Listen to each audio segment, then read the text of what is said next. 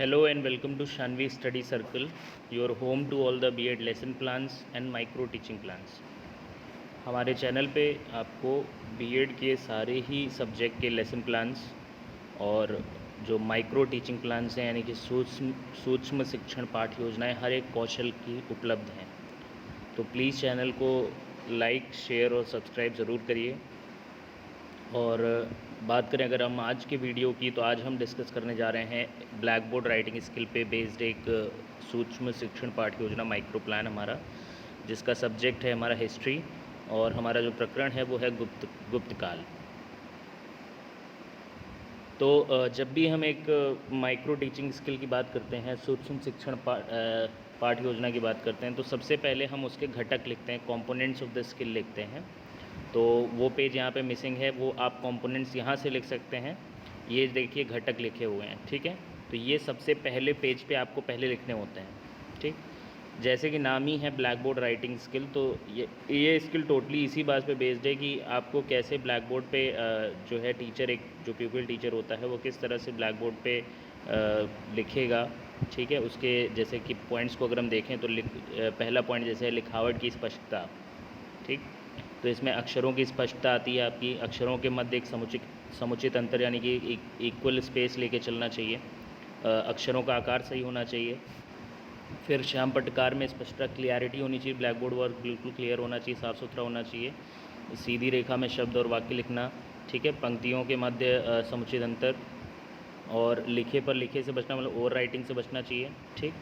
श्याम पटकार की प्रासंगिकता, तारतम्यता, संक्षिप्तता और ध्यान केंद्रीकरण, मतलब आपका ब्लैक बोर्ड इस तरह का होना चाहिए कि बच्चा थोड़ा सा अट्रैक्ट हो उसकी तरफ कुछ, और संक्षिप्त मतलब बहुत जैसे चीज़ों को शॉर्ट में बना के अच्छे से समझा के कुछ प्रेजेंटेशन अच्छा होना चाहिए बेसिकली, है ना।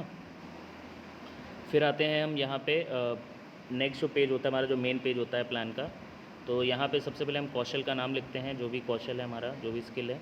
फिर हम एंट्रीज़ फिल करते हैं, जैसे कि दिनांक, विषय, अवधि, कक्षा, प्रकरण को अंडरलाइन करेंगे। फिर पाठ या पुनर्पाठ जो भी हम कर रहे हैं उस पर हम टिक कर देंगे, ठीक है।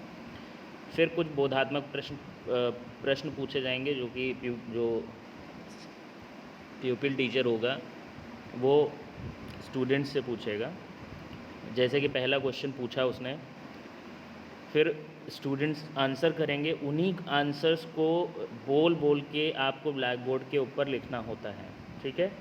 उन्हीं आंसर्स को जो स्टूडेंट आंसर करेगा उसी आंसर को बोलते हुए आपको ब्लैक बोर्ड के ऊपर लिखना होता है, ठीक है। तो इस तरह से चार या 5 क्वेश्चन कर सकते हो आप, और सेम वे में आपको रिपीट करना है, बोल के आंसर्स को ब्लैक बोर्ड पे अपने लिखना है, ठीक है।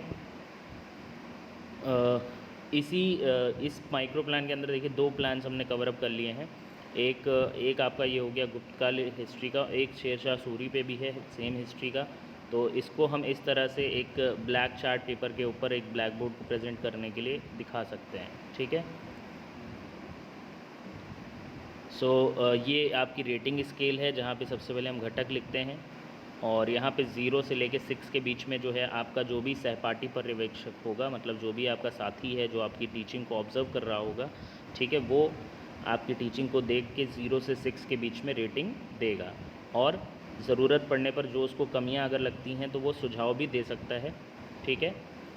इस तरह से हमारा जो है जो एक ब्लैक बोर्ड राइटिंग स्किल है यानी श्याम पट्ट लेखन कौशल है, उसका जो प्लान है वो हमारा इस तरह से बनता है, ठीक है। So thanks for watching this video. Don't forget to like, share and subscribe.